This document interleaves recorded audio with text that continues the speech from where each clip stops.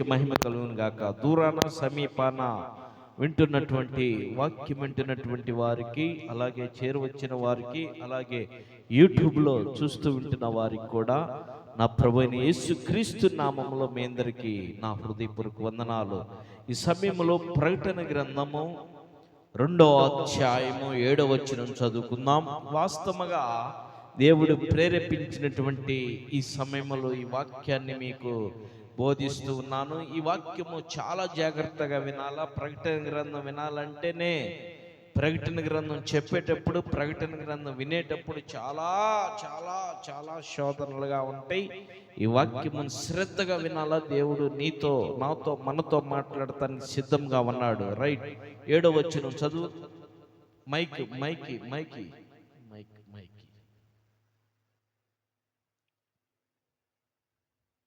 మైక్లో చదువు. 2వ అధ్యాయము 7వ వచనం. చెవిగలవాడు ఆత్మ సంగములతో చెప్పుచున్న మాట, చెవిగలిగినటువంటి వాడు ఆత్మ సంగములతో చెప్పుచున్న మాట వినుగాక. ఆత్మ సంగములతో చెప్పుచున్నటువంటి మాట వినుగాక. జయించువానికి.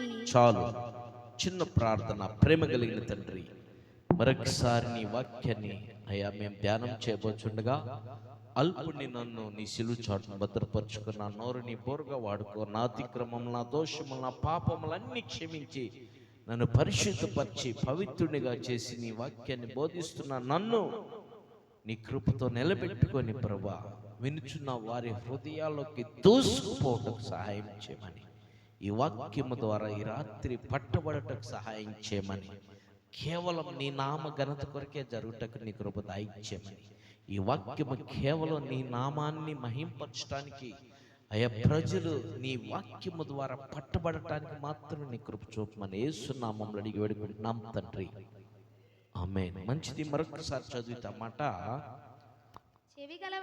చెవిగలిగినటువంటి వాడు ఆత్మ సంగములతో చెప్పుచున్న మాట, ఆత్మ సంగములతో చెప్పుతున్నటువంటి మాట వినుగాక. చాలు. యోహాను పద్మాసు దీపముల నుండి రాసినటువంటి పత్రిక ఇది. ప్రకటన గ్రంథం క్రీస్తు 2వ రాకడకు సంబంధించినటువంటి గ్రంథం ఇది.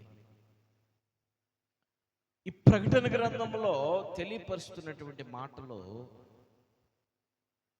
చాలా భయంకరంగా ఉంటుంది. వింటూనే వినేటప్పుడే భయం కలుగుతుంది. మరి చాలా చాలా చక్కగా తేటగా తెలియపరిచినటువంటి మాటలు. మొట్టమొదటిగా చెప్పిన మాట ఏం తెలుసా? చెవులు గలవారు. ఎవరంట? చెవులు గలవారు. చెవులు కలిగినటువంటి వారు ఎవరు? చెవులు కలిగినటువంటి వారు. చెవులు మ్యాక్సిమం అన్నిటికీ ఉంటాయి, మానవులకి కూడా ఉన్నాయి. కొన్ని సందర్భాల్లో మానవులే వినలేనటువంటి పరిస్థితుల్లో ఉన్నారు. జంతువులుగా ఉన్నటువంటివన్నీ కూడా వినగలుగుతున్నాయి. మానవుడు వినలేని పరిస్థితిలో ఉన్నాడు, జంతువులు విన్నాయి. మనకి వాస్తవంగా మన లేఖనాల్లోకి వెళ్తే ఆది కాండంలో దేవుడు నోవాహు తెలియపరిచాడు, జలప్రళయం రాబోతుంది, నీ ప్రదేశం అంతటికి కూడా తెలియపరచు, నీ బంధువులందరికీ తెలియపరచు, నీ రక్త సంబంధికులందరికీ తెలియపరచు, నీ త్రోబుట్టువులందరికీ తెలియపరచు, జలప్రళయము భూమి మీదకి రాబోతూ ఉన్నది. 40 దినాలు 40 రాత్రులు 40 పగలు ఈ భూమి మీద వర్షాన్ని కుమ్మరించబోతూ ఉన్నాను. ఈ పరిస్థితిలో మీరు చిక్కుకోకుండా ఉండటానికి ఈ ప్రాబ్లంలో మీరు ఉండకుండా ఉండటానికి నువ్వు ఒక ఓడను కట్టు అని నోవహుకు చెప్పినప్పుడు నోవహు దేవుని మాట శిరస్సు వంచి చెవులతో విని శిరస్సు వంచి ఓడను కట్టాడు. ఓడ కట్టేటప్పుడు బిడ్డలు అడుగుండొచ్చు, భార్య అడుగుండొచ్చు, ఎవరు సహాయపడలేదు. కానీ కుమారులు, కోడళ్ళు, భార్య సహాయపడింది ఓడగట్టడానికి. ఈ ఓడగట్టేటప్పుడు కూడా చాలా మంది ప్రశ్నించవచ్చు, వెర్రివాడా వెర్రివాడా వెర్రివాడని. నోవాహుని అందరూ కూడా ప్రశ్నించవచ్చు, హేళన చేసి ఉండొచ్చు, అవమానపరచుండొచ్చు. కానీ నోవాహు ఎవరి మాట వినలేదు. నోవాహు విన్న మాట దేవుని మాట తప్ప ఎవరు మనుషుల మాట నోవాహు వినలా. చాలా మంది దూషించారు, చాలా మంది అపహసించారు, చాలా మంది దాన్ని కట్టనీయకుండా బ్లాక్ చేయటానికి పేరు పూనుకున్నారు. నోవాహు దేవుని మాట విన్నాడు. పిల్లారా, ఈరోజు నిన్ను దేవుని మందిరానికి రానికుండా చాలా మంది నిన్ను ఆటంకపరుస్తూ ఉండొచ్చు, చాలా మంది హేళన చేస్తూ ఉండొచ్చు, చాలా మంది నిన్ను అవమానపరుస్తూ ఉండొచ్చు, చాలా మంది నిన్ను ధిక్కరిస్తూ ఉండొచ్చు, చాలా మంది నిన్ను ద్వేషిస్తూ ఉండొచ్చు, చాలా మంది నిన్ను ఏం చేస్తారో అపహేళన చేస్తూ ఉండుండొచ్చు. దేవుని మందిరానికి రానికుండా. ఇక్కడ దేవుని మందిరము, అక్కడ నోవాహు ఓడ. నోవాహు ఓడ దేవుని చేత కట్టబడుతూ ఉన్నది. దేవుని మందిరము దేవుని యొక్క ఆజ్ఞ ద్వారా, సేవకుడి ద్వారా కట్టబడి ఉన్నది. సేవకుడు మీన్స్ సంఘం, సంఘముతో కట్టబడి ఉన్నది. ఈ సంఘములో నీకు ఆటంకకరంగా అనేక మంది ఉండొచ్చు, కానీ నువ్వు కూడా దేవుడు నాకు తెలియపరిచాడు, దేవుడు నన్ను లోకములో నుండి వేరు చేసి దేవుని సంఘానికి నడిపించాడు, దేవుడు నాతో ప్రయాణం చేస్తున్నాడు, దేవుడు నన్ను బహుగా కాపాడుతున్నాడు, దేవుడు నన్ను బహుగా ఆశీర్వదిస్తున్నాడు అన్న విశ్వాసం నీలో ఉండాలా. నువ్వు గ్రహించాలా, నువ్వు నమ్మికయించాలా.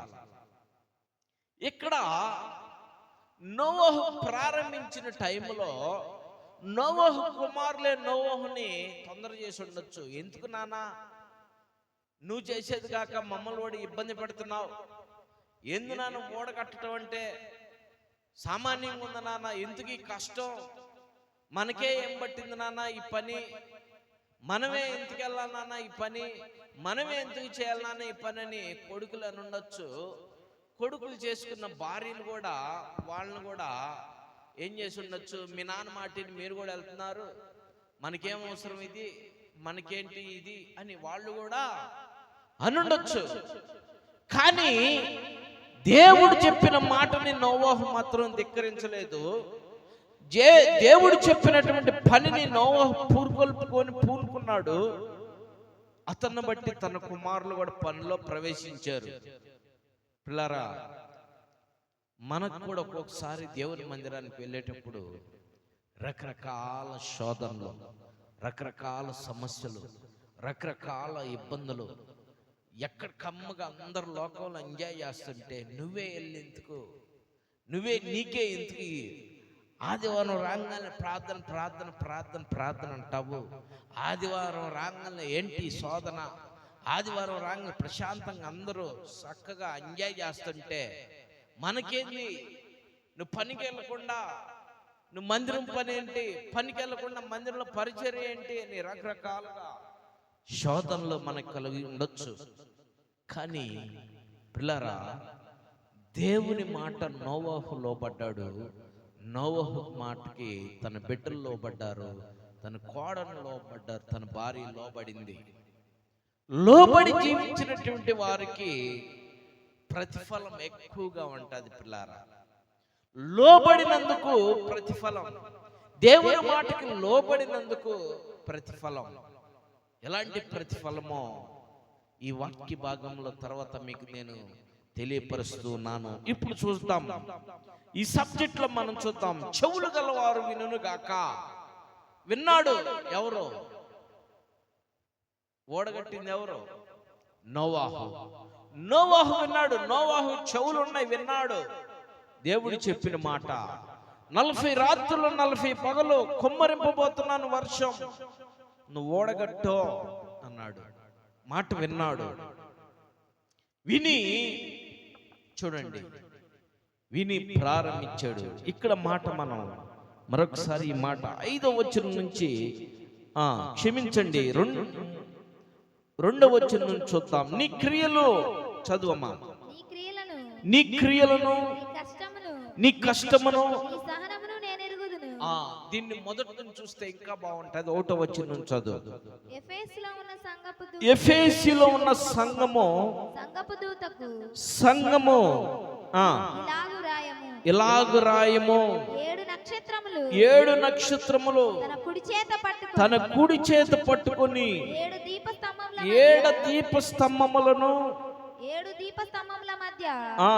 దీపస్తంభముల మధ్య సంచరించువాడు చెప్పు సంగతులేమనగా.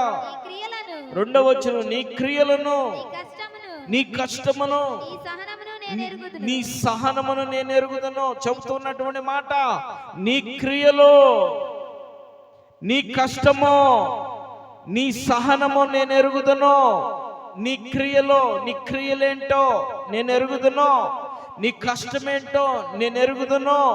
నీ సహనమేంటో నేను ఎరుగుదును. ఆయన క్రియ. నోవాహు లేచి ఏం చేశాడు? కత్తి చేపట్టుకొని అడవికి వెళ్ళాడు. క్రియ. కష్టమేంటి? పని చేయాలా. కష్టమేంటి? పని చేయాలా చూశాడు. ఆయన సహనం మోసుకురావాలా చూశాడు. నేను ఎరుగుదును. చదువు మైక్తో.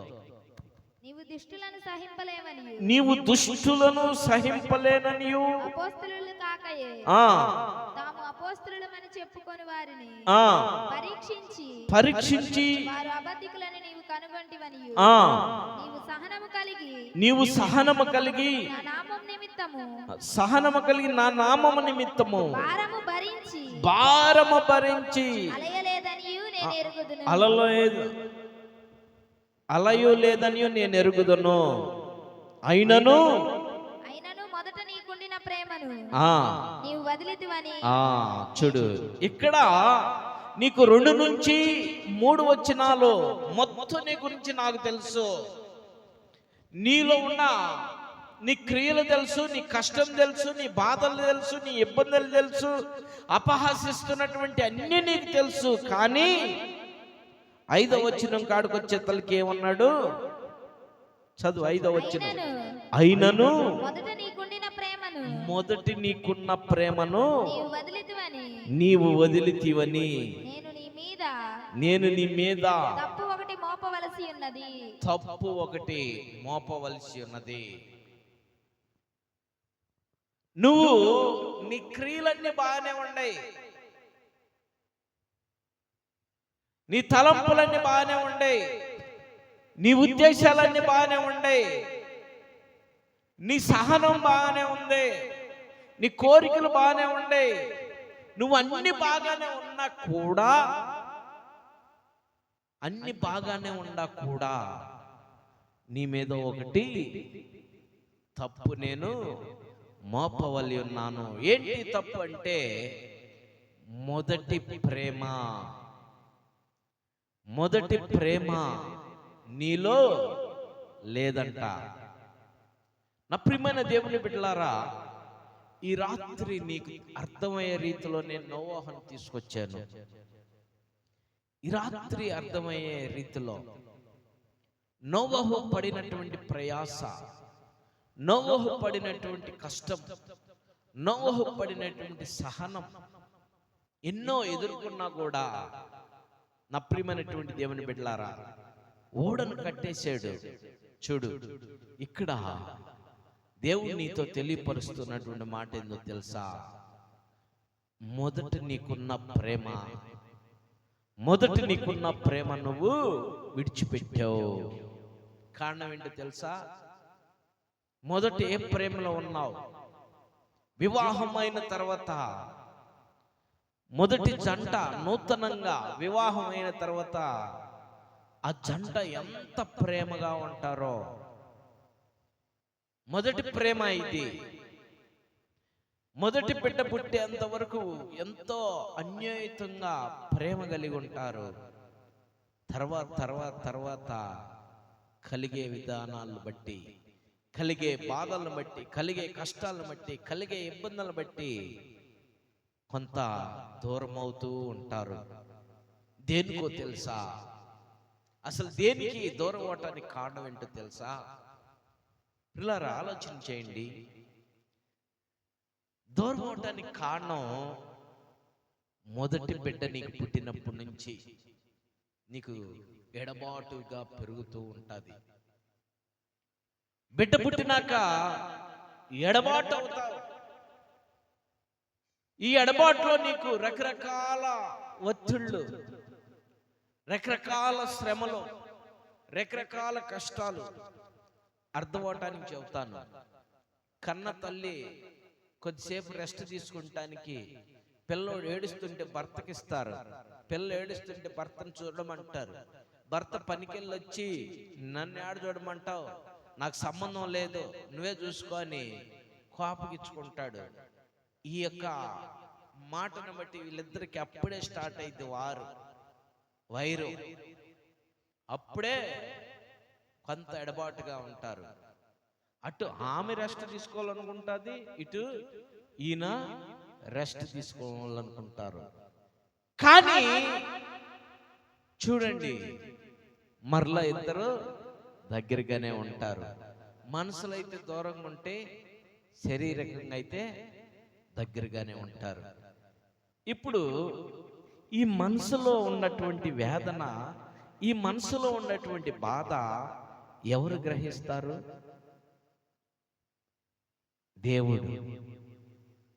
దేవుడు గ్రహిస్తాడు. హృదయంలో ఉన్న బాధని, హృదయంలో ఉన్న వేదనని, హృదయంలో ఉన్న ఆవేదనని దేవుడు చూస్తాడు. నీకు తీర్పు హృదయానికే తప్ప శరీరానికి మాత్రం కాదు. నువ్వు రకరకాల దురాలోచనలు చేస్తూ, రకరకాల దుష్ట తలంపులు తలుస్తూ, రకరకాలటువంటి దుష్ట కార్యాలు చేస్తూ నువ్వు దేవునికి దగ్గరగా ఉండాలనుకుంటే దేవుడు నిన్ను ఒప్పుకోడు. అందుకే నీ మీద ఒక తప్పు నేను మోపవలసి ఉన్నది. నీ తలంపులు వేరుగా ఉన్నాయి, నీ ఉద్దేశాలు వేరుగా ఉన్నాయి, నీ కోరికలు వేరుగా ఉన్నాయి. ఆదివారం రాగానే లేక దేవుని సన్నిధి అంటే ప్రార్థననంగానే జనాలు చూసేటట్టుగా నువ్వు బైబిల్ తీసుకొని దేవుని మందిరానికి వచ్చినందువలన నా కుమారుడు వచ్చాడు, నా కుమార్తె వచ్చిందని దేవుడు సంతోషపడడు. ఎందుకంటే నీ హృదయంలో ఎలా ఉండే? నీ హృదయాలు దూరంగా ఉండే దేవునికి. అందుకని మొదట ప్రేమ నీలో లేదు. బాప్తిసం పొందేటప్పుడు ప్రేమ, బాప్తిసం క్రొత్తగా నువ్వు జన్మించేటప్పుడు, మారు మనసు పొందేటప్పుడు, దేవుని రక్తంలో కడగబడేటప్పుడు నువ్వు కోరుకుంటావు. చూడు, అయ్యా నేను ఇక నా జీవితాన్ని, పాత జీవితాన్ని విడిచిపెట్టి నూతన జీవితంలోకి నేను రావాలనుకుంటున్నాను పాస్టర్ గారు, నేను మారు మనసు పొందాలనుకుంటున్నాను పాస్టర్ గారు, నేను బాప్తిసం పొందాలనుకుంటున్నాను పాస్టర్ గారు అని నువ్వు చెప్పి బాప్తిసం పొందాలి, నాకు బాప్తిసం ఇయ్యండి అని అడుగుతావు కదా. అడిగినప్పుడు పాస్టర్ గారు నీకు బాప్తిసం ఇయ్యటానికి సిద్ధపడినప్పుడు అప్పుడుండే ప్రేమ, బాప్తిసం పొందిన తర్వాత నెలలు కావచ్చు, సంవత్సరం కావచ్చు, ఎడబాటుగా నువ్వు వెళ్ళిపోతూ ఉంటే దేవుడు నీకుతో తెలియపరుస్తూ ఉన్నాడు. ఏమన్నా తెలుసా? నీ మీద ఒక నేరం నేను మోపవలసి ఉన్నది. నీ మీద దేవుడు నేరం మోపవలసి ఉన్నదని తెలియపరుస్తూ ఉన్నాడు. నేను కాదు. నువ్వు దేవునికి ఎంత దూరంగా ఉన్నావో, మరి నువ్వు దేవునికి దూరంగా ఉంటే దేవుడు కూడా నీకు దూరంగానే ఉంటాడు. నీ పరిస్థితులు, నీ స్థితిగతులు, నీ ఉద్దేశాలు మరి ఎంత దూరంగా ఉంటాయి ఆలోచించే. దేవునికి సమీపంగా ఉంటేనే నువ్వెంతో ఆనందంగా ఉండగలుగుతావు కదా. ఈ రాత్రి నువ్వు తెలుసుకోవాల్సినటువంటి సత్యం ఇది. చదువమ్మా ఆ మాట, 5వ వచనం. మోపవలసినది అయినను మొదట నీకుండిన ప్రేమను నీవు వదిలితివని నేను నీ మీద తప్పు ఒకటి మోపవలసి ఉన్నది. నీవు ఏ స్థితిలో నుండి పడితివో, ఏ స్థితిలో నుండి పడితివో అది జ్ఞాపకం చేసుకొని మారు మనసు పొంది ఆ మొదటి క్రియలు చూడు. నువ్వే స్థితిలో పడి ఉన్నావో ఆలోచన చేయి. ఏ స్థితిలో పడిపోయావు, ఏ దోషంలో పడిపోయావు, ఏ కష్టాల్లో పడిపోయావు, ఏ అప్పుల్లో పడిపోయావు, ఏ రోగంలో పడిపోయావు, ఏ పాపంలో పడిపోయావు, ఏ అపరాధంలో పడిపోయావు, అది నువ్వు జ్ఞాపకం చేసుకొని మారు మనసు పొందితేనే ఆ జ్ఞాపకం చేసుకున్నటువంటి నువ్వు ఏ దేంట్లో నువ్వు పడి ఉన్నావో చూసుకున్న నువ్వు లేచి నిలబడి నీ మనసును మార్చుకొని, నీ ఉద్దేశాలు మార్చుకొని, నీ తలంపులు మార్చుకొని, నీ క్రియలు మార్చుకొని, నీ కోరికలు మార్చుకొని తిరిగి మారు మనసు పొందితేనే. చదువమ్మా. అట్లా చేసి నువ్వు మారు మనసు పొందితేనే సరే. లేని ఎడల నేను నీ యొద్దకు వచ్చి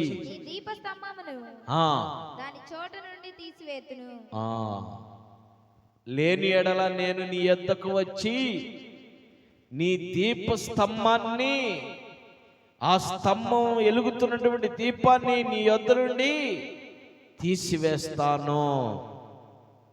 అంటే ఏందో తెలుసా? 2 ఉదాహరణలు చెప్తా ఈ మాటకి. ఒకటి, కట్టినటువంటి ఓడ ఎక్కడుంది? నీటి మీద కొట్టుకుపోయి హరహరత పర్వతాల మీద ఉంది. పర్వతం మీద ఉంది ఓడ. అంటే భూమి మీద నుండి తీసివేసి పర్వతం మీద పెట్టాడు. తయారు చేసింది పర్వతం మీదే, క్షమించండి, తయారు చేసింది భూమి మీదే, కానీ ఉన్నది ఇప్పుడు పర్వతం మీద ఓడ. నువ్వు ఎలాంటి గృహం కట్టినా, ఎలాంటి కుటుంబం నీకున్నా, ఎలాంటి హోదా నీకున్నా, ఎలాంటి ఉద్యోగం నీకున్నా, ఎలాంటి గృహం నీకున్నా, ఎలాంటి స్థితిగతులు నీకున్నా, వాటన్నిటి నుండి నిన్ను తొలగిస్తాడు. ఒకటే. రెండోది, వెలుగుతున్నటువంటి దీపాన్ని అనగా నువ్వు జీవిస్తున్నటువంటి నిన్నే నీ దీపాన్ని తీసేస్తాడు. ఇది దానికి అర్థం. నువ్వు చూస్తుండగా నీ కుటుంబం తల్లకిల్లవుతుంటే నువ్వు తట్టుకోలేవు. నువ్వు చూస్తుండగా నీ కుటుంబము అల్లాడిపోతూ ఉంటే నువ్వు తట్టుకోలేవు. నువ్వు చూస్తుండగా నీ శరీరంలో ఉన్నటువంటి రుగ్మతలు, రోగాలు నిన్ను వేధిస్తూ ఉంటే నువ్వు తట్టుకోలేకుండా ఉంటావు. కారణం ఏంటో తెలుసా? ఇవన్నీ కూడా ఆయన చేస్తానంటున్నాడు. ఎవరైనా చదువు చెప్పమ్మా. ఎవరైనా మైక్లో చెప్పు. ఎవరైనా చెప్పు, మైక్లో చెప్పు. ఎవరైనా పెద్దగా చెప్పు. ప్రభు అయిన యేసుక్రీస్తు. ప్రభు అయిన యేసుక్రీస్తు. ఎందుకో తెలుసా? నీలో ఏం లేదంట, మొదటి ప్రేమ. నీలో ఏం లేదు, మొదటి ప్రేమ. ఈ ప్రేమ లేనటువంటి నువ్వు, ప్రేమ లేనివాడు నా వాడు కాడు. గుర్తుపెట్టుకో. దేవుడు నీకు తెలియపరుస్తున్నాడు ఈ రాత్రి. ఏంటో తెలుసా? నువ్వే స్థితిలో పడి ఉన్నావో మేల్కొల్పుకో, మారు మనసు పొందు, పశ్చాత్తాపడు. బాప్తిసం పొందిన నువ్వు, దేవుని మందిరానికి వస్తున్న నువ్వు, దేవుని మందిరానికి రాకుండా దేవునికి దూరంగా నీ కార్యకలాపాలు, నీ ఉద్దేశాలు, నీ తలంపులు వేరుగా ఉంటే ఏ స్థితిలో నువ్వు ఉన్నావో గుర్తు చేసుకొని ఈ రాత్రి వాక్యం విన్నా నువ్వు, ఈ రాత్రి మాటలు వింటున్నా నువ్వు, దూరాన సమీపాన్ని వింటున్నా నువ్వు, ఈ మాటలకు లోబడి ఈ రాత్రి నీ జీవితాన్ని కట్టుకో, ఈ రాత్రి నీ బ్రతుకుని కట్టుకో, ఈ రాత్రి నీ ఉద్దేశాలు మానుకొని దేవుని తట్టు మరలా తిరుగు, మారు మనసు పొందటానికి సిద్ధపడు. ప్రభువా, నేను బాప్తిసం పొందానయ్యా, ప్రభువా నేను మారు మనసు పొందానయ్యా, అయినా నీకు దూరంగా జీవించానయ్యా, నా ఉద్దేశాలతో, నా తలంపులతో, నా ఊహలతో, నా క్రియలతో నేను నీకు దూరంగా జీవించాను, దూరంగా బ్రతికానయ్యా. ఈ రాత్రి దేవా నువ్వు నాతో మాట్లాడావు, నన్ను క్షమించయ్యా. నువ్వు పడి ఉన్నటువంటి స్థితిలో నువ్వు లెగవగలిగితే దేవుడు నిన్ను మరలా తిరిగి పునరుజ్జన్మ నీకు ఇస్తానంటున్నాడు. తిరిగి నువ్వు మరలా భూమి మీద నిలబడటానికి దేవుడిని కృప చూపుతానంటున్నాడు. మరలా నువ్వు ఆశీర్వాదకరంగా మార్చబడటానికి దేవుడిని కృప చూపుతానంటున్నాడు. లేకపోతే నీ దగ్గరికి వచ్చి నీ దీపస్తంభాన్ని తీసివేస్తానంటున్నాడు. గుర్తుపెట్టుకో, నీ దీపస్తంభం పోయిందంటే నీకు జీవం లేనట్టే. గుర్తుపెట్టుకో, నీ కుటుంబంలో, నీ బిడ్డలకి, నీకు నెమ్మది లేకుండా నువ్వు అల్లాడిపోతావు. గుర్తుపెట్టుకో. ఎవరికి ఇది? చెవులు ఉన్న వారికి. ఎవరికి మాటలో ఆత్మ చెబుతుంది, చెవులు సంగముతో తెలియపరుస్తుంది. చెవులు ఉండి వినిన వారికి మాటలో నువ్వు వింటున్నావు కదా, ఈ మాట నీకే. నీ జీవితాన్ని మార్చుకో. బాప్తిసం పొంది నువ్వు నీ జీవితాన్ని మార్చుకో. బాప్తిసం పొందకుండా నువ్వు నీ జీవితాన్ని మార్చుకో. ఈ రాత్రి బాప్తిసం పొందినటువంటి వారికి కూడా, దేవుళ్ళకి రాకున్నటువంటి వారికి కూడా, దేవుని సన్నిధికి రాకుండా ఉన్నటువంటి వారికి కూడా, ఇంతకాలం నిన్ను నేను భరించాను, ఇంతకాలం నిన్ను పోషించాను, ఇంతకాలం నీకు సంరక్షించాను, ఇంతకాలం నేను భూమి మీద జీవింపజేశాను, నువ్వు నన్ను దూరంగా ఉంచుతున్నావు, నువ్వు నాకు దూరంగా ఉన్నావు. ఈ రాత్రి నీ ఇష్టం. గుర్తుపెట్టుకో, దీపస్తంభం నీ ఎద్దకొచ్చి దీపస్తంభాన్ని తొలగిస్తానన్నాడు. ఆ నోవాహు తెలియపరిచినప్పుడు ఏ ఒక్కరు కూడా రాలేదు. వెంటనే ఏం చేశాడు? 40 రాత్రులు 40 పగలు వర్షాన్ని కుమ్మరించాడు. ఊరు వాడ మొత్తం వచ్చారు. తలుపు వేయబడింది, మూత వేయబడింది. వర్షాలు అందరూ చిక్కుకున్నారు, అందరూ చనిపోయారు, జల సమాధి అయిపోయారు. నోవహు కట్టిన ఓడలో నోవహు కుటుంబం ఉన్నది. మోగ జీవులన్నీ కూడా విన్నాయి. వచ్చి జీవులు నోవహు ఓడలో ప్రవేశించిని.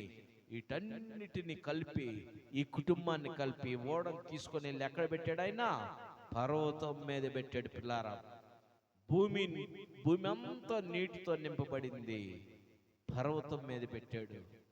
చూడు, మరి దేవుని మాట విన్నవారు, ఆ వినినటువంటి వారు వారి ప్రవర్తనలు మార్చుకొని, వారి బ్రతుకులను మార్చుకొని ఓడలోకి ప్రవేశించారు. నోవాహు చెప్పినప్పుడు కుటుంబం సమేతంగా ఓడలోకి ప్రవేశించింది.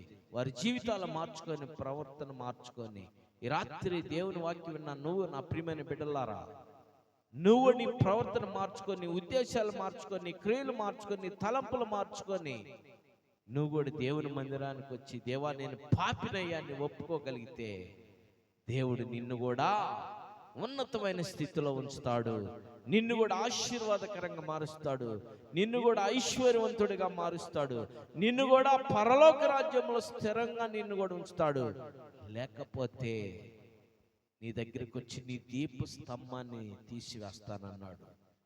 దీపస్తంభం నీ దగ్గర నుండి తొలగిపోతే చూడు ఎంత కష్టపడాల్సి వచ్చిందో. చీకటిలో ఉండిపోతావు, చీకటి నీలో ప్రవేశించింది, చీకటి నిన్ను మరణానికి తీసుకెళ్ళింది, చీకటి నిన్ను అగ్నిగుణంలోకి తీసుకువెళ్ళింది.